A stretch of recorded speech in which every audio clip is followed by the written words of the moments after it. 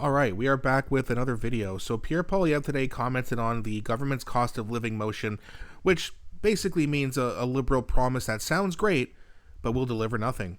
So let's have a look at what Pierre Poilievre has to say. I skipped the first part here because it was in French, and then there's a little segment here I want to cover before he starts taking questions. So let's have a look, and then we'll talk about it after, like usual. Thank you very much, everyone. I'm very pleased to be joined by my Shadow Minister of Finance, Jas Halan. We also have our Associate Finance Shadow Minister here, Eric Lefebvre. Yesterday, the government tabled a Ways and Means motion with regards to 3 tax measures. Now, I'll just take a very brief trip down memory lane, not to go too far back, but of course, we Conservatives have been leading a crusade for lower taxes, to axe the carbon tax and the GST off new homes, to cut income taxes. And of course, when we proposed this, the Liberals said we were crazy, and now all of a sudden they are at least in part plagiarizing our policy proposals and adopting modified and watered down versions of them. Their motion will partly eliminate the carbon tax, the GST off homes, and give a very modest, very tiny income tax cut, so tiny that it would be barely enough to buy you a cup of coffee every week at a Starbucks. But it's better than nothing. Conservatives came here to fight for lower taxes and more purchasing power, and so we are going to put forward amendments to this motion that will get rid of the entire carbon tax for everyone, for real, for good. We also push for the GST to come off of more homes so that we can encourage more building and more buying. And we'll push for a bigger income tax cut that people will actually notice, so that hard work really does pay off for a change. Finally, we are going to push for cuts in bureaucracy, consultants, corporate welfare, and foreign aid, so that we can match the lost revenue with lower spending in order to avoid adding to the deficit. Every dollar of deficit spending is a dollar of inflation that ultimately shows up across the country. We cannot print and borrow our way to prosperity. We need sound money again, and that means bringing down the deficit. So we will, that said, we are the party of taxpayers. We will vote for every tax cut, always and everywhere. We love taxpayers, and we want taxpayers to be better off. We will offer even better ideas in the future, and as I said a few weeks ago, I'm encouraging the Liberals to steal my ideas, because we have the best ideas. We've been winning the debate on ideas, whether it's on carbon taxes, inflation, housing, resources, drugs, crime. Conservatives have been leading on all of those things, and we're here for the right reasons, not for our egos. It's to get things done to make people's lives better so that they can work hard, have beautiful homes in safe neighborhoods. That's our mission, and that's what we'll fight for. Yeah, I mean, very well said, right? And that's the thing. It would be actually better for the Liberals if they did copy more of Pierre Poilievre's ideas, because then maybe we'd get some things done. But they're not going to. And that's why Pierre's going to put forward some amendments, and hopefully that goes to a vote. And they can put something forward saying, hey, if you want to get rid of the carbon tax, actually get rid of it and vote it out of legislation, and then you watch the Liberals vote it down. So hopefully that's what happens. I'd really like to see that. Now, I also have something else here. So this is from Government Corrupt's X account. It says, watch, the Liberal government just said removing the consumer carbon tax will make life more affordable for Canadians. Sound familiar? After spending the last 3 years telling Canadians how their carbon scheme will make life more affordable, did they just admit they've been lying to Canadians? Sounds like it. Let's have a look. Mr. Speaker, it's a pleasure to be back in the House, and it's a pleasure to deliver for Canadians, Mr. Speaker. We are delivering on our plans to make life more affordable in Canada, Mr. Speaker.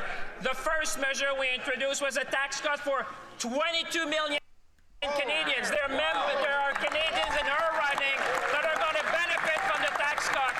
We're eliminating GST on first-time home buyers for their new house, Mr. Speaker, and we are removing the consumer carbon price from law, Mr. Speaker. Together, we're going to build Canada strong, and I hope the Conservative will join us in that. Well, if they put a vote forward to actually get rid of the carbon tax in legislation, then yeah, we will do that. But why didn't they do it before? All these things that Champagne, that little weasel, keeps saying, they had 10 years to do it. They had 3 years to get rid of this carbon tax, and they kept saying that Canada's going to burn and unless we somehow throw money at the climate, taxing people for things they need unnecessarily. That's what they were saying for 3 years. They needed this tax.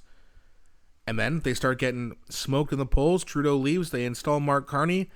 Fear of Trump. And now, boom. Now they're getting rid of the carbon tax. They got rid of the tariffs too, by the way. Just in case some of you missed that. I think they did just admit that they're lying to Canadians. I think, I just have a feeling they've been lying the whole damn time. And they're going to continue to lie. They'll get rid of this tax, and they'll eventually put in another one with no rebate. That's just a guess, though. I mean, maybe the Liberals actually do want to make things more affordable. My God, I can't believe I actually said that without laughing. That's clearly not in the Liberal plan. And here's the thing, right? How long can Mark Carney survive all the lies, all the stupidity that, I mean, look at what Champagne just said. He just admitted they were lying to Canadians for 3 years to scam them out of a bunch of money.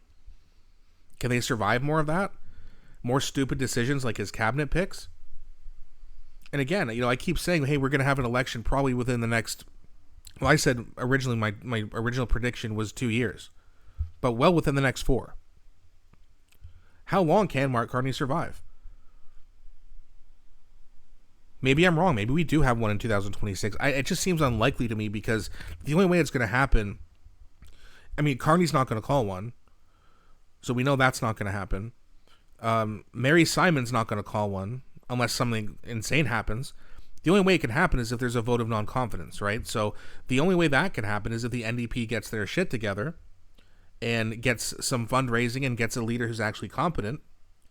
Hopefully a female, if I'm going to be honest, because then what do you have? Left-wing women flocking back over the NDP because they're not going to vote for a rich old white man that they keep saying they hate so much. They say they hate them and then they keep voting for them, interestingly enough. But surely they wouldn't vote for Mark Carney over a woman, right? Based off of their own words, just saying. So that'd be great for conservatives if it was Jenny Kwan or I don't know much about her, but it's got to be a competent female leader. And you would see the NDP start getting support back pretty quickly. And once they realize that they can, have another shot at getting official party status or maybe even becoming the official opposition. If the Liberals keep this up and Mark Carney keeps getting exposed, I mean, you look at the new budget or the new spending spree they're going to go on, it's almost like $500 billion or something like that. I was reading earlier about it. I just was reading it on my break at work, so I didn't have time to read the whole thing. But they're going on another spending spree. Just like Justin. And you could argue it's even worse than Justin. So people are going to figure this out pretty quickly. Can Mark Carney survive another year? 18 months? Or is it 2 years? Can he somehow survive longer than that? I don't see it happening. But let me know what you think in the comments. What do you think about all these shenanigans from the Liberals? And how much longer can Mark Carney survive? Please let me know what you're thinking. Please also don't forget to like and subscribe as it really helps grow the channel. Thanks so much for watching. I'll be back shortly with a new video.